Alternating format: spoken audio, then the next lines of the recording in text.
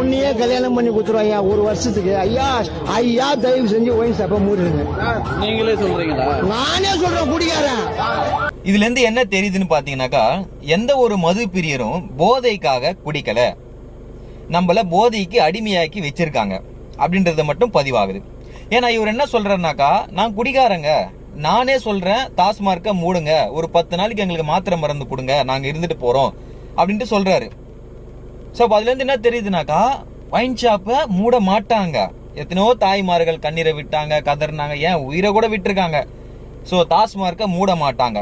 இனி வரப்போற ஜென்ரேஷன்ல டாஸ்மார்க்குன்றது மட்டும் இல்லாம இந்த ஊழல், லஞ்சல், ஒழிப்பு எதுவுமே இருக்கக்கூடாது அப்படின்னாக்கா, அது எல்லாத்தையும் மாற்றணும் அப்படின்னாக்கா, உங்களோட விரல்ல தான் அதுக்கான ஆயுதம் இருக்கு. 2026 தாவேகா சிந்தித்து செயல்படுங்க. இனி ஏமாற வேண்டாம். உங்க ஓட்டு உங்க உரிமை. வெற்றி நிச்சயம்.